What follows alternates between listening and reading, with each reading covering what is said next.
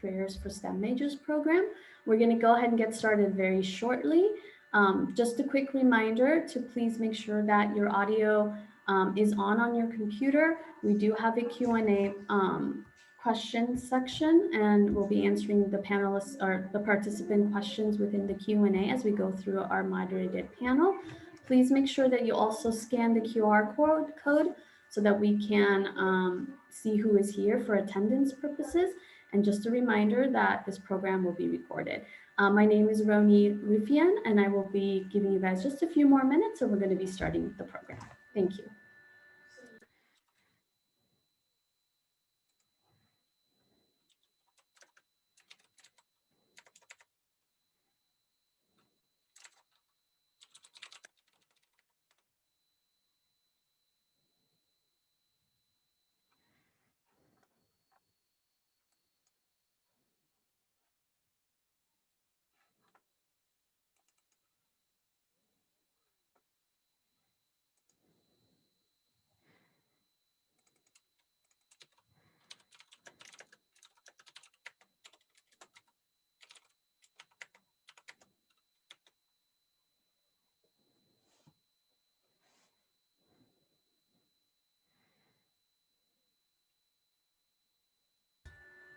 Good afternoon, everyone, and thank you for joining us in our Inside Data Science Careers for STEM Majors.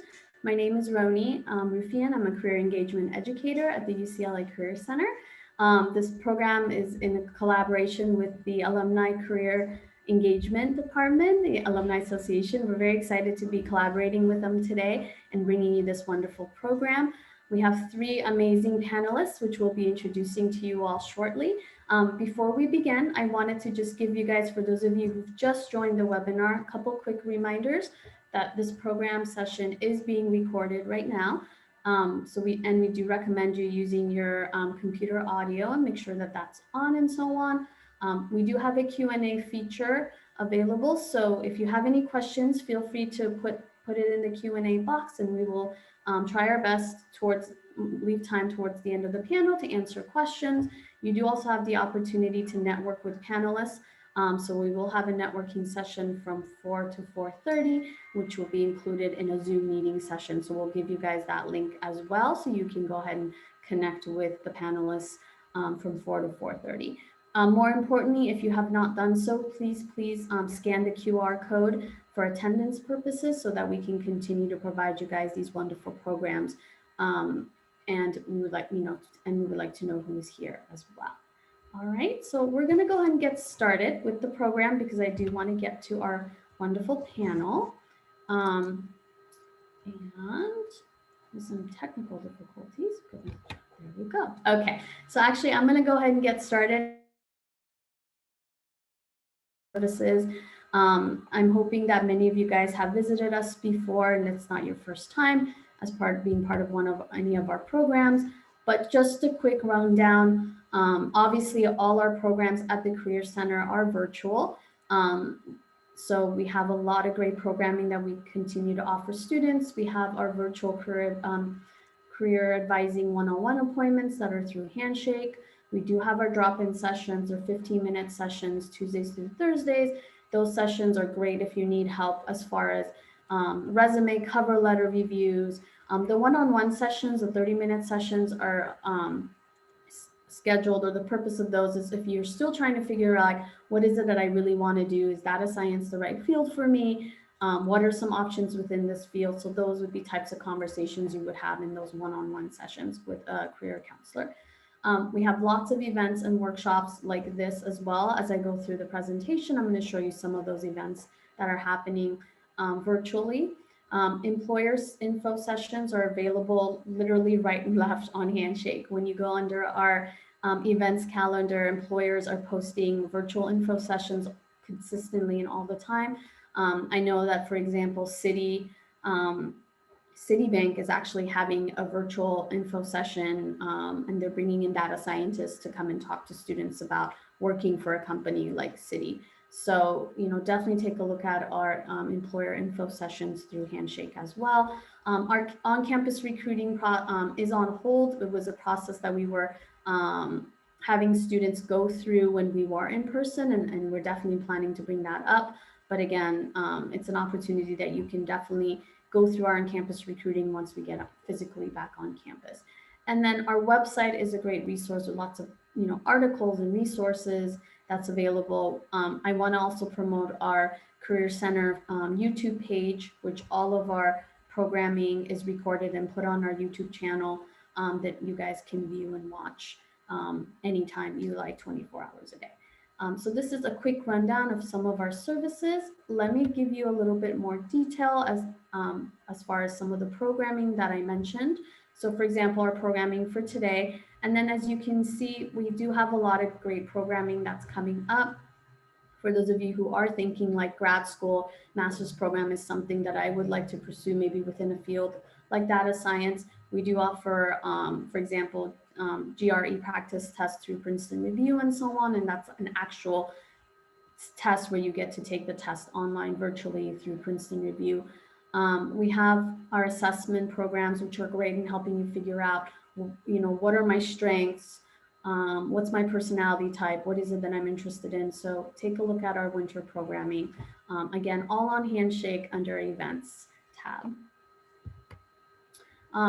We also have our virtual fairs that, again, it's happening this quarter. We've divided into different industries.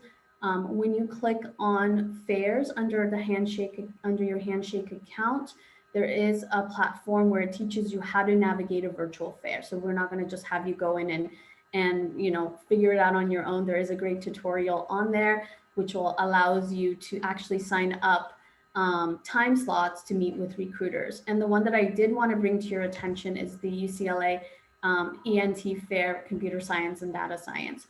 So that one would be probably the most relevant to this population, this group. So definitely check that out on the 27th, see what companies are coming. And that way you can set up an actual time where you can sit virtually with a recruiter and talk to them about the position that they're having students apply to and why you think that you would be a good fit. So there's a lot of great opportunities that way as far as the virtual fairs. Some of our online resources that I want to bring to your attention, obviously Handshake, which again, it's our one-stop, everything Career Center related. VMock is a great platform which allows you to critique your helps you critique your resume. So if for some reason you can't make into the drop-in sessions or having a hard time scheduling an appointment, definitely use VMock as a starting point. It's a great tool to help you as far as just getting that first review of your resume. Interview Stream is also a great database which you can practice mock interviews. There's an actual, you can actually videotape yourself, which, as you know, interviews are now virtual. So this platform definitely helps you in feeling comfortable in doing a virtual interview setting. There's a database of questions and so on there that can help you. And then if anything, you can go through, let's say, any of these databases and then schedule an appointment with a counselor and then let us know that you've used these databases and we can add more feedback and so on to your documents and to your interviewing and mock interviews and so on. Excuse me. As far as our alumni services with the Career Center, you do have access to work with a career counselor up to 3 months after you graduate. So keep that in mind if you are graduating this year. So if you finish in June, you have access to work with a career counselor up until end of September. You do have access to Handshake for 1 year after. So all of the information sessions, all the positions that are posted, all our events, you still have access to 1 year after. And then also, obviously, since we are recording pretty much all our programming and so on, all our events, you obviously have access to our YouTube channel, Career Center YouTube channel. So everything will be available for you guys there as well. The main thing to keep in mind is your access to a career counselor. And that's important to remember. If any of you guys have any questions, you're more than welcome to reach out to me. And I can definitely give you more resources and guidance if you need to.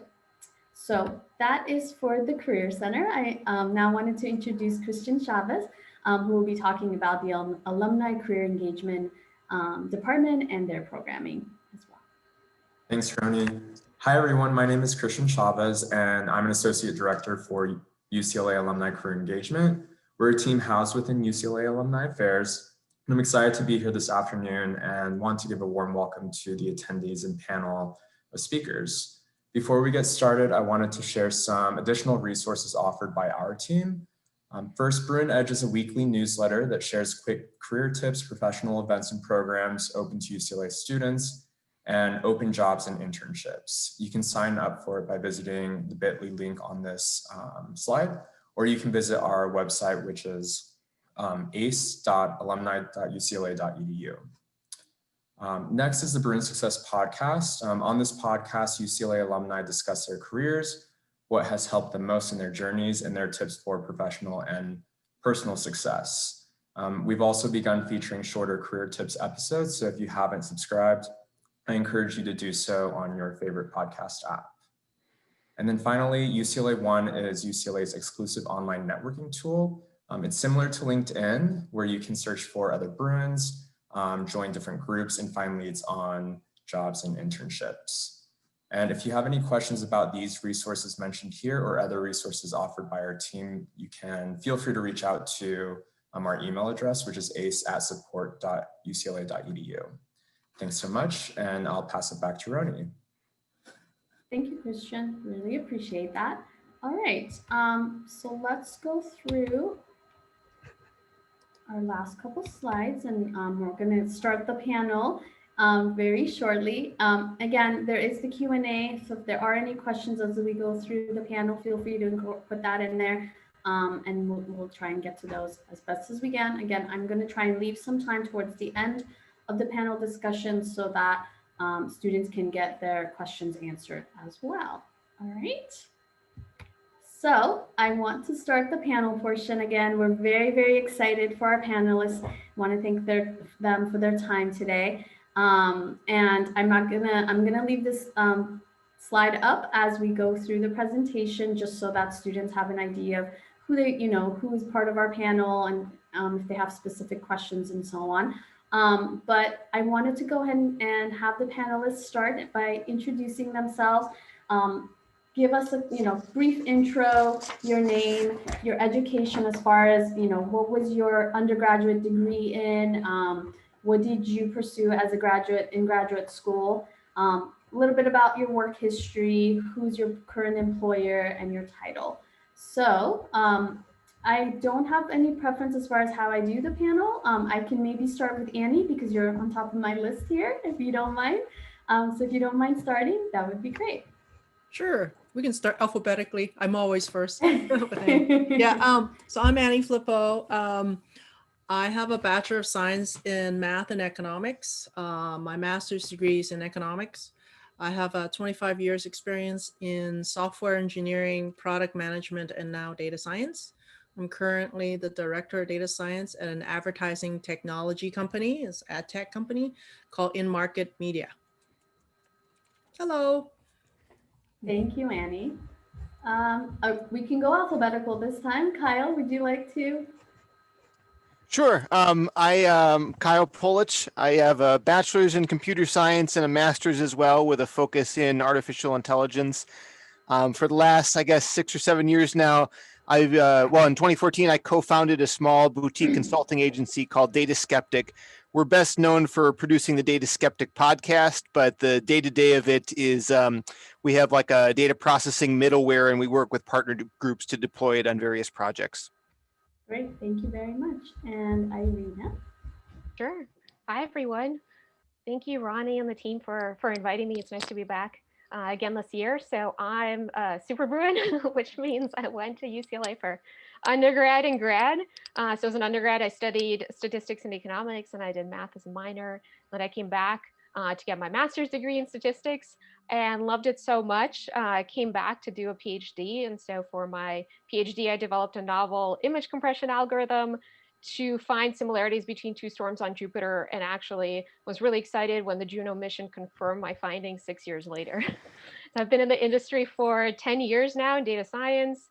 I've worked ever since undergrad, and I've worked in virtually every industry.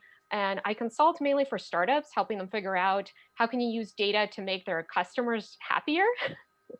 And I also teach a graduate course at UCLA right now, virtually, on best practices for software development for machine learning models. Thank you so much. All right. Thank you for that brief intro. Really appreciate it. My next question is, what made you choose your specific degree and career path, and why? So think back to maybe, your undergrad days and, picking your major and trying to figure out what it is that you would like to do. What was it? What triggered this desire, this passion within your field? And we can start, Irina, if you'd like to start, we can go backwards this time. Sure. No, that sounds good. So I actually came to UCLA and declared. Did not know what I was going to do. It was going to be something in physical sciences. And literally just by reading the course catalog online for econometrics, I realized I like to see what I can learn from data. I think we're all here because we love data.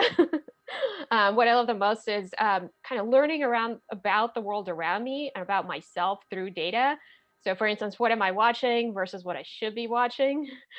Or, what was my activity tracking last year versus the year before? And so I, highly encourage you to look into course catalog online outside of what you may normally consider to see what you might find that you wouldn't otherwise. Well, see, I always knew I'd be something to do with computers and mathematics, but really where data started to play a major role for me was when I started working in industry during grad school and seeing how, well, first of all, how dirty data actually was in the wild, and then how impactful it could be on an organization. And that really just gorged the next 15 years of my career forward, was to follow that path. Yeah, and for me, I originally wanted to be a mathematician. While along the way, I was introduced to economics, and I just love how you can find insights from data like consumer behavior, price elasticity, and all that. And so then I kind of like double major in the middle. I changed my declaration. So, and then I loved it so much, I went back for more and got a master's degree in economics. And also, I was really I fell in love with econometrics. So Thank you for that. Annie, you mentioned the idea of being a mathematician before, this career path and so on. So that's a good lead into my next question. What were some other career alternatives that you had contemplated before pursuing your profession? And why did you feel like this profession was a better fit? And Annie, if you don't mind starting. yeah, so I with my kind of like introduction to economics and got my master's, I thought like, hey, I really would love to be a professor of economics. So I came back to do a PhD. And then I interned at 3 different government agencies, and I found how they use data to understand the effect of policy and how to decide on policy. So it's kind of like my internships led me to data analysis, and then, eventually to data science. So I didn't know what I was going to do, but I used the summer internship as my A/B experiment to figure out what I wanted to do.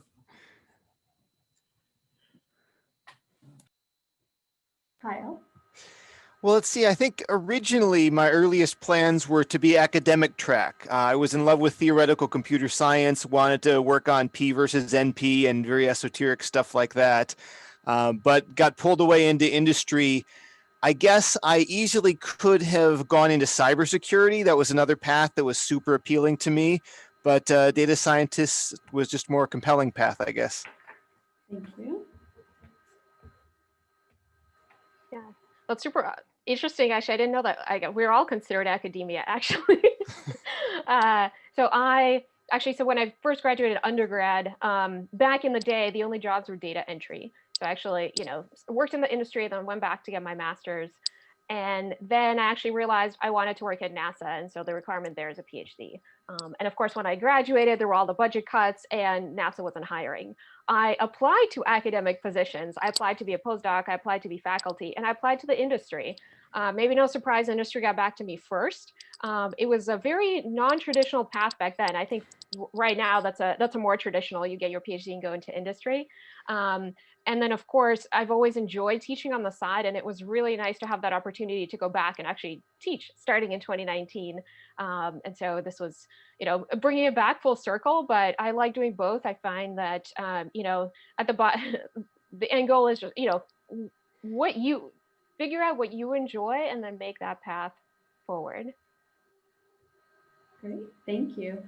All great, really wonderful advice. On the same note, what are some of the qualifications that you early on noticed that you needed, be it programming, technical qualifications, and then also what we're calling now as success skills, or which are also known as soft skills. So skills that you off the bat when you were an undergrad, you're like, within this field, this is what I need to know. And then as you moved on and within your graduate degrees and what it is you're doing now, what are some of those programming or technical skills that you definitely encourage students to look into ahead of time? Yeah, I can go first. Thank you. Yeah, programming skills, definitely some kind of programming skills. Right now, the trend is towards Java and Python. Sometimes university teach R, which is good. It's kind of like the same, helps you think that way. Another skill that I see that's lacking from a lot of graduating students is SQL. They don't typically teach that in school, although I just got an email from DataFest that they're having an introduction to SQL. The DataFest people are doing, the Department of Statistics. And then another one is cloud technology. So you'll be giving up, some people will be giving you some data and it's not going to fit on your laptop. And so you're going to have to learn how to use that data, however you do it. So the typical 3 cloud technologies is AWS, Google Cloud Platform, and Microsoft. Learn them. So that's kind of my overall advice. Great, thank you. Yeah, I would echo a lot of that. My career path and the areas I've worked in have certainly leaned more technical. I've always written code, although, there were opportunities I could have pursued where I would have ended up writing little or no code eventually and been more, advisory or consultative or things like that, which is a fine path. Absolutely. And companies need that too.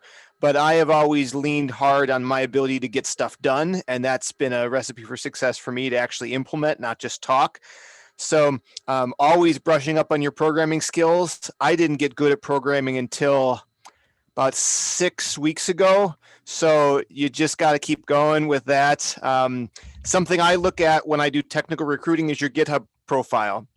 I expect to see a lot of green boxes and some interesting projects and stuff like that. So a good place to put some elbow grease if you want to get people to pay attention to you and respect and understand some of the skills you have.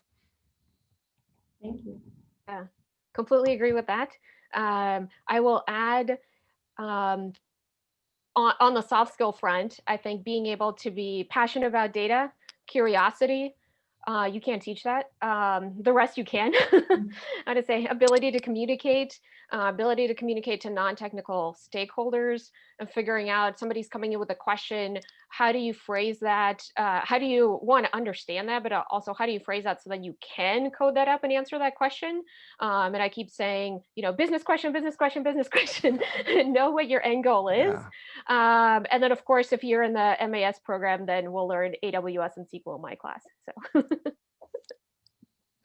take Irina's class.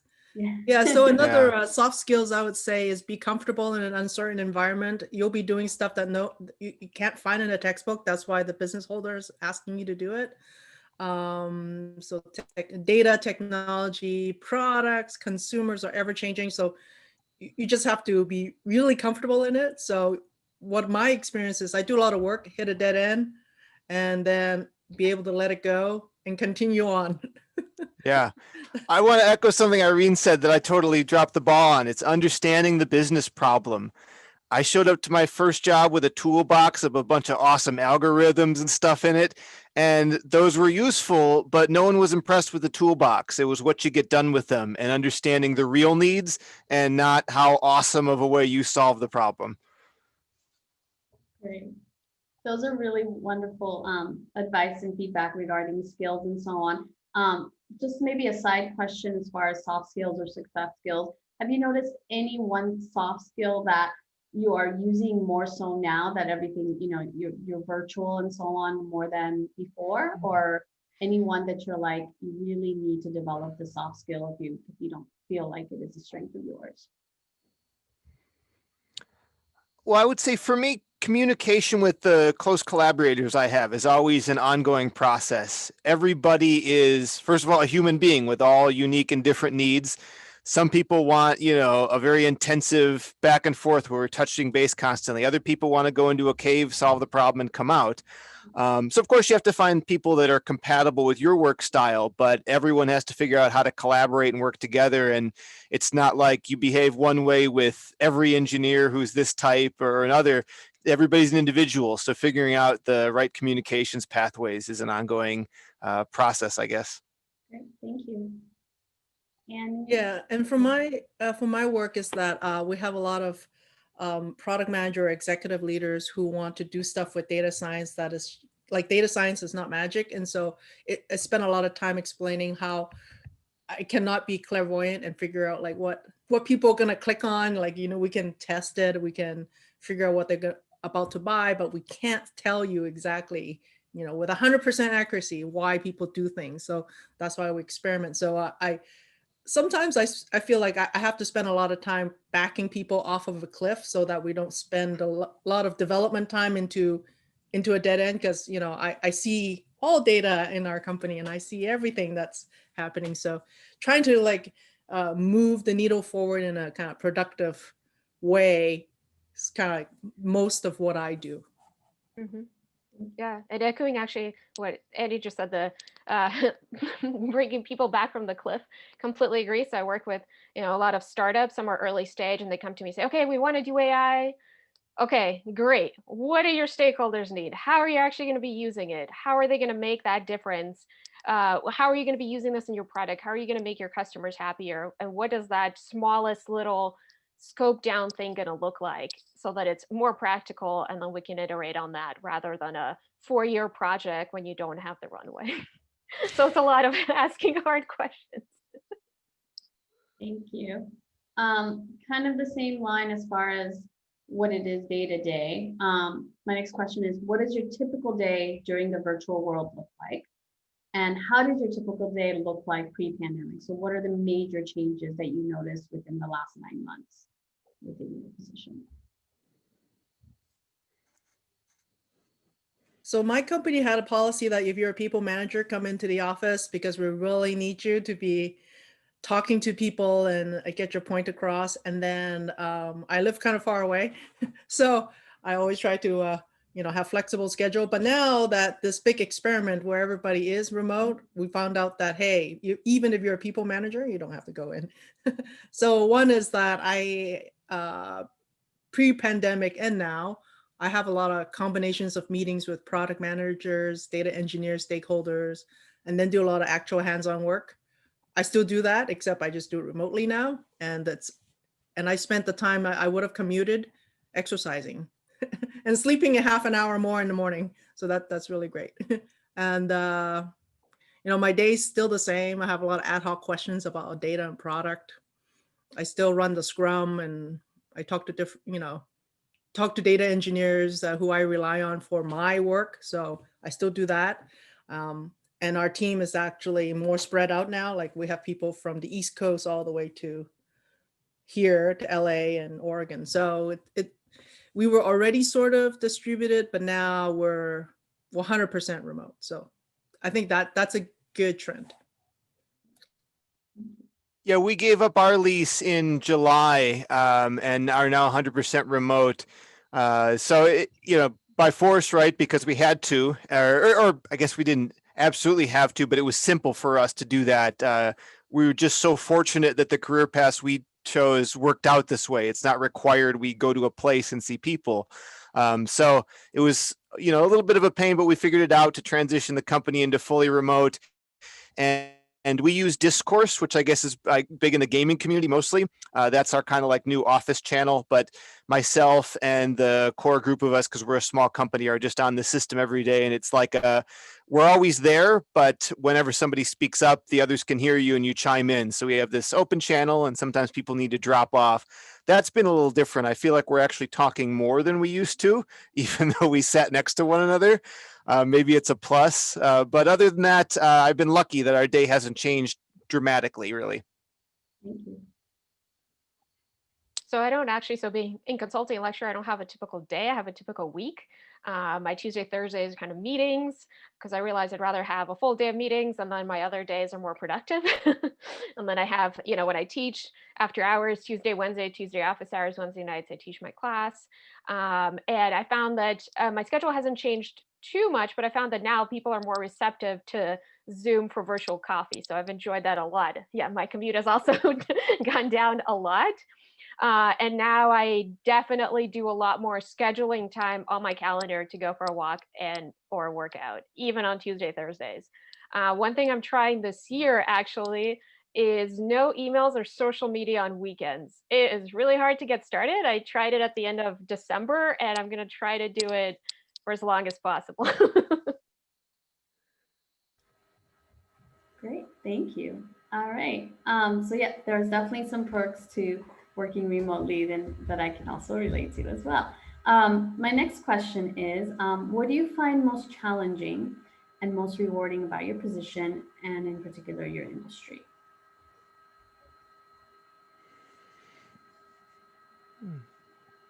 Kyle. Yeah, on that point, kind of like the same as a previous topic that we talked about.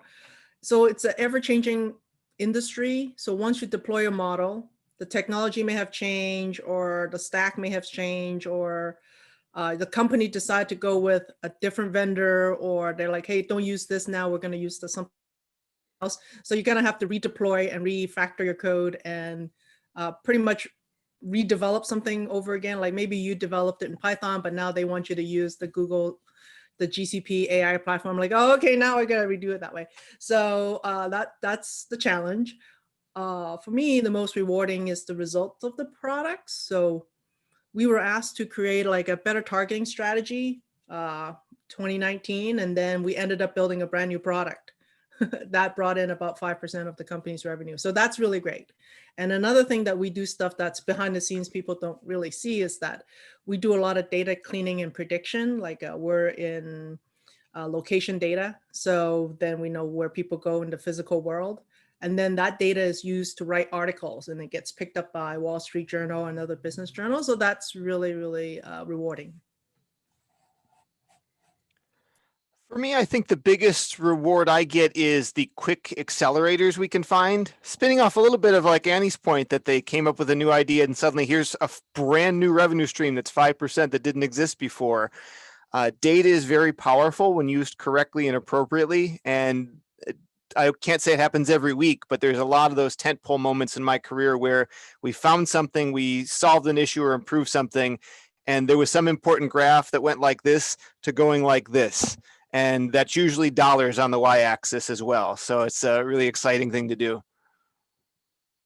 Yeah, no, completely agree. I think one of the challenges for me sometimes is being on the same page with non-technical stakeholders about what it will take to get an answer that's not "it depends," but based on their data. And then one of the rewards is what I find and what I like is every data and every question is new. It might be in the same industry, but different client is going to look different. And I enjoy the variety there, and of course, contributing to the product and making happier customers.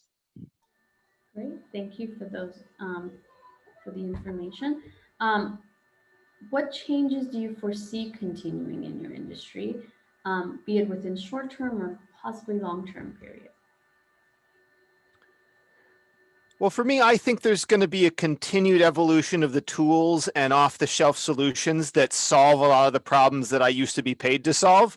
I'm not at all worried that my services will be automated away, but I know I can see just how much has changed within my career and how much more I expect to change even in the next 5 years.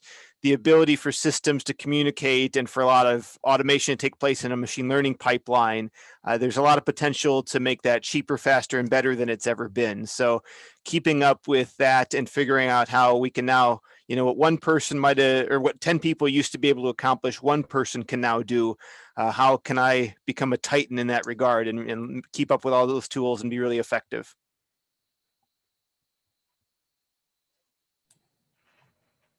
Yeah, I'm seeing a huge hiring surge in the data science field. So the short term is to get up to speed technically and all the SQL programming language, AI platforms. The long term I see is to focus in which you want to get better at. So like it's a computer vision, it's a neural network, natural language processing, marketing, whatever it is that you enjoy doing. The long-term trend is that companies are now more flexible and open to hire the best talent wherever they are. So they're more remote capable positions. So that's really great, so that we could not all cram into the Bay Area. So you can just live wherever you want to. So another change is the rise of the AI platforms, kind of like what Kyle alluded to. So this leads executives to think that AI platforms, they don't necessarily need people with knowledge in math, stats, or machine learning, but they think it's a plug and play solution and then just need,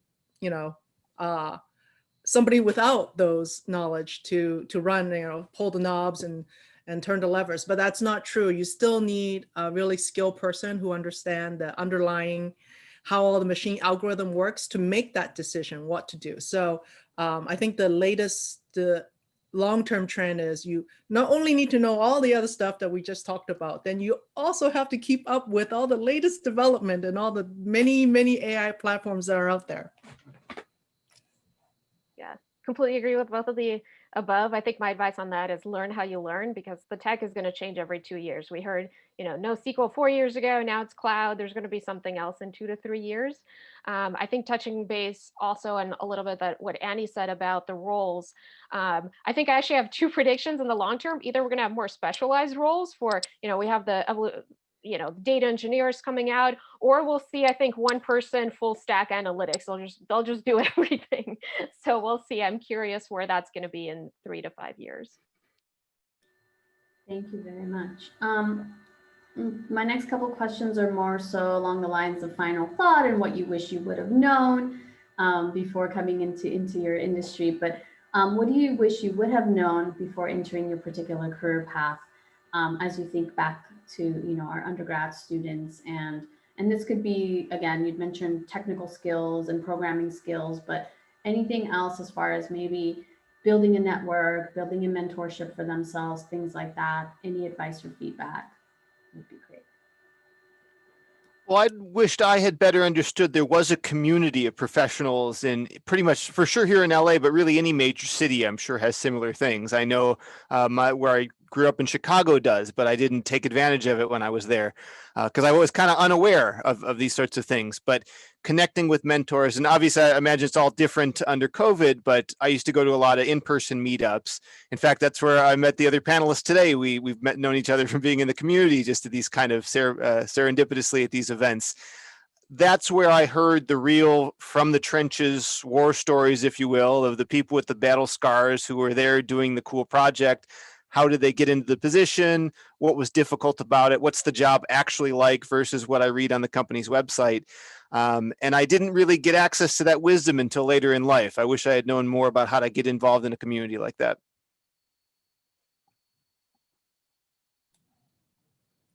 Yeah, at the beginning of my career, I didn't know that I would need to continue to learn for the rest of my life to be employable. So I thought I just finished my degree, yay, I'm done, and off I go to get my first job, and then there you go. I'm going to work until I retire. No, that didn't turn out to be true. You have to continuously learn. I think that's all technical fields, not just data science, but like data science right now is really growing by leaps and bounds. So be prepared to learn. You finish your bachelor degree, you're going to come out, you're going to continue learning. You're not going to have like a year off from no learning. So if you love it, this really drives you forward. Yeah. Another thing is like what Kyle says, start to grow your network. So you already have a network. You're all UCLA students, and you have friends who are UCLA students and keep in touch with each other and learn, maybe volunteer for a conference, maybe volunteer for a meetup and learn what other companies are doing. And so now that I've been doing that for the last, wherever LinkedIn started, I can't remember. So, someone says, hey, what's it like working in Microsoft? Oh, I have a friend who works there. What's it like working at LinkedIn? My previous product manager works there. What's it like working in Uber? Like, I have a couple of friends who work there, but they got laid off, things like that. So you get to know a lot of people in different industries. So, and also that helps you, like, when you're looking for a job, you have a warm kind of introduction into the company. And so that it's good to know people that way. Completely agree. Yeah, I think for me, what I wish I had known is how much the soft skills matter. I was definitely the introvert technical programmer, not going to these events until after I graduated. And so, figuring out kind of where your gaps are, soft skills, technical skills. I've enjoyed going to Toastmasters. There's, that's remote as well. I think the other thing is, as I mentioned, understanding the business question of just, okay, how are we going to be using whatever we come up with? And then realizing, all of us kind of brought up networking, what that means. And that's, building that relationship. That's not, emailing us and asking for a job. That's trying to get to know us. Yeah. Yeah, I mean, I mentor a few people out of work, not in my work situation, but try to find a mentor. You're going to have different kinds of mentors throughout your career. Like maybe your first mentor is helping you find your first job. And then when you get your first job, it's a mentor who is more like a sponsor who help you get recognized for your work and so on, right? There's going to be different kinds of mentors as you go out throughout your career, and try to find somebody who is an advocate for you and like listen to what you like to do. And also a mentor get something back. Like we just, different people mentor for different reasons, right? So so then find the right pair of mentor-mentee relationship that you can get. And I think UCLA is a great resource to find that type of relationship. Yeah, I think there's definitely make use of it. Yeah, sorry for interrupting. UCLA alumni has a mentor. Yeah, Ronnie, did you? Yeah, Christian, I don't know if I know Christian mentioned it earlier, but this is where I wanted to plug in UCLA One as well for that. It's definitely a wonderful database where students, again, Christian that can definitely expand on it much more than I can, but it is definitely a great database for you guys to join and build a mentorship and so on. So I highly encourage you guys to sign up for that database and do informational interviews. So. And then like another word of wisdom, not that I have a lot of wisdom, but this is my only wisdom that I've kind of got out of in my career is think about why you want to get into this field, any field. You probably should enjoy and embrace whatever that you're doing. Like in this case, it'll be ambiguity and challenge. If you want to get into it because it's a high paying field and want to pay off your student loans, I get it. I've been there. But don't necessarily trade happiness for money because it's hard to convert money back into happiness. So find data science that you really enjoy. I think that, and then you would have a longevity in this career. That is very great advice as far as finding your career. That's finding data science that you enjoy as being your passion, because that's something that you definitely need to have. And that's the one thing we consistently talk to students about, and being able to get up in the morning and doing that job. So thank you for that. I appreciate that. As far as resources, or let's say online resources or databases or things like that, that maybe students aren't familiar with, which might be available to them to practice some of their programming, or links that let's say you are mentoring someone that you would provide. Are there any resources like that you would be willing to share with students for them to want to look online and practice their programming skills or build a network outside of UCLA, let's say, if they were interested in doing that, professional network and so on? So I can plug the meetup group that Irina and I are in. So it's Pi Ladies LA. So It's a Python focus group. We encourage all to show up, but it's called Pi Ladies LA because we're trying to promote more lady speakers. And but there's a plethora of meetups that you can probably find to join to wherever you may end up, whichever city that you may end up. Learning wise, there's so much online learning resources. I would probably find a project-based learning resources like Free Code Camp kind of thing, so that it's a project-based as opposed to just like writing code for the sake of writing code. And if you really want to make a difference with your learning coding and give back to community, maybe you can have some kind of like volunteer for some civic type chat projects. There are lots of those around. So. That sounds really interesting. Great. I wanted to plug into, Annie mentioned a project. So I actually get asked this a lot of just, well, how do I break into the field? And so I kind of wrote a, a blog post that says, start with the end goal of where do you want to end up? And then figure out what role you want to get into or what industry you want to get into. And then figure out what jobs are there and what are your gaps.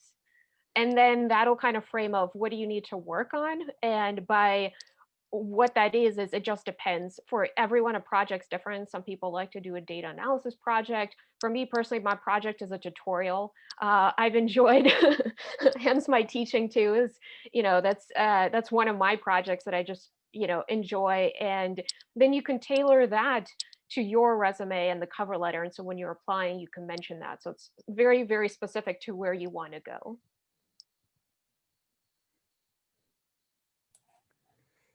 Yeah, in other careers night, I've asked students to like, go find your perfect dream job, right?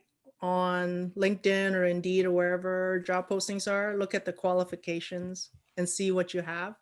And then see if you can find somebody who is in that job to talk to them. Sometimes you can reach out to LinkedIn. You're not gonna get a lot of replies, but so once in a while you'll get lucky and someone will apply to you like, hey, I want to be a data scientist at Airbnb, say, I don't know. And then you go try to find somebody or something similar and see if you could get somebody to explain to you what they do day to day, And if you don't know what that dream job is, just start moving in some direction. This isn't the 1950s where your first employer, you'll be with them for 45 years. Like you're going to learn so much in that first job that's probably going to last 2 to 5 years. And there's not a lot of wrong answers. So just get moving, get learning. And I guess that's the best advice I have. This is all really great advice. Thank you, panelists, for all this wonderful information. Again, I can't emphasize the importance of that whole idea of building a mentor-mentee relationship and the informational interviews, as Annie was referring to, find that dream job who has that, within their job description and reach out through LinkedIn, set up that informational interview. The technical term, we advise our students to use is set up that informational interview. Ask them, I would like to take 20 minutes of your time to talk about your career path, how you got started. You never know where that could lead to. So we definitely encourage our students to do that through UCLA One, through LinkedIn. And students, you guys will learn a lot from that process and just listening to professionals who are in it and have gone through it. So thank you so much for that advice. Any final thoughts? I want to open it up. I know there's a couple questions in the Q&A. Any final thoughts or advice or feedback that you might have for our students as we're closing down the panel portion? Yeah, so I'll just speak from a point of view of a hiring manager. So a hiring manager they're going to be a job description and you have your resume and they're going to try to match it as best as possible. I've talked to a few candidates. I say, hey, SQL is mandatory and you don't have SQL. Why are you applying for this? He goes, oh, I can learn it anytime I want. I can learn it on the job. That tends to not get you to the next level because those things are so easy to learn, meaning like there's so much free resources out there that you can just pick up any online session for a couple hours and you could get to the basic. So, you know, if there's minimum requirements for the job, try to really get to it, learn it on your own time so that it shows initiative. You might not be the expert in SQL, but it shows initiative and you're going to hopefully get to the next point, right? Because I have my niece who's just finished her PhD in environmental science. She doesn't want to be environmental science anymore. She wants to be a data scientist. And I said, learn SQL. And she goes, how do you do that? And so like, you know, you have to learn the minimum before you be considered to the next, because every job I'm seeing about 500 or 600 applicants minimum. So you're competing with 500 or 600 people with bachelor degrees, with, you know, some with great programming experience, some with great other things. So you try to just bubble your resume up to the top. So I would say that would be, if you're in the job searching phase, try to figure out what is the minimum required for your industry for that position. Yeah, no, great advice. I would add that, you know, as Annie said, if she sees 500 to 600 for one data science role, you know, figure out, I would say, what % of technical, business, and statistics you like, because that kind of makes up a data scientist. But consider roles that are not just titled data scientist. Maybe you want to be a BI data analyst, or maybe you like a product analyst. Those are slightly less technical. Maybe you want to be an analytics engineer or a data engineer, or ML engineer, or an ML ops engineer, or a research scientist. Those are all data science related jobs, but they all have different skills and different expectations, and maybe people like different things. And so my end is find out what you like, and then you'll be a better match for the roles that you're applying to.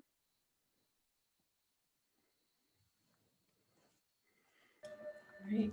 Thank you so much for all that wonderful information. I'm noticing, again, a lot of questions are coming up in the Q&A, so I actually wanted to go through the Q&A and have some of those questions answered. This is a really good question. How feasible is a career in data science with only a bachelor's degree, in your opinion? I would say very feasible. A lot of people enter the field that way. If partially, I guess the question is, are you interested in grad school? It is not a requirement, but it will open more doors for you and maybe better doors for you. So if it's something you want to pursue, you should wait them. But no, it's not a hard requirement by any means. Thank you. Annie or Irina, any other feedback to add on to Kyle's? Yeah, so sometimes the way to enter into a data science job is not actually getting a data science job, is to get a data analyst job, so that you kind of go in on a parallel position, and then while you're in the company, people fall in love with your skills and like, hey, this is a great person to work with, and then you ask for more responsibility. So that's another way. Don't discount the data analyst role, because my current data scientist started out as a data analyst and he just got promoted to a data scientist. So, and he learned all the programming on the job. He spent like wake up at 7 in the morning to watch all the Stanford CS videos. I'm like, kudos to you. I can't get up at 7 a.m. to watch videos, but you know, it all depends on how you want to get there. But yeah, bachelor degree is it's totally fine. Yeah, and I feel like as I answer every data question, well, it depends. What does it depend on? It depends on the background. So if you have a more technical background, it's a little bit easier. If you don't have the background, but you know, the short answer is we talked about being able to hit some of those minimal qualifications in terms of version control, SQL, and R Python. I think the other part is, you know, if you have already an internship somewhere, it'll be easier versus if you don't at all. And I just say, you know, to reference back to my blog. So again, starting with the end goal and then figuring out what you need to do to get to your first role. Great, thank you. Another question is it if it's better to be a specialist or be really good at one thing, get to know a little bit of everything? What kind of feedback would you have? Well, there's no wrong path here, but I will give you a cautionary tale. Be careful putting your resume together and just stuffing it with every keyword and thing you've ever heard. That is something I've learned to screen out, because when I see someone who has, like an undergraduate, even maybe a graduate student, but no work experience, yet they sound as qualified as a 10-year veteran in the field, it's like we start out on the wrong foot. So be accurate about what you do, be full in coverage. But I feel like it's a question you answer as you develop in your career. You're sort of general by default. If you bring a specialty to the table, like you do have a good mastery of, let's say, TensorFlow, that can set you very far ahead of those other 500 resumes that Annie's getting if she needs TensorFlow. If she needs something else, it might set you back, but someone will need the skill you have. So if you do have one really good weapon in the arsenal, that's to your benefit. But it's not, I think, a consideration you have to be staying up too late thinking about if you're, just finishing up school and that sort of thing.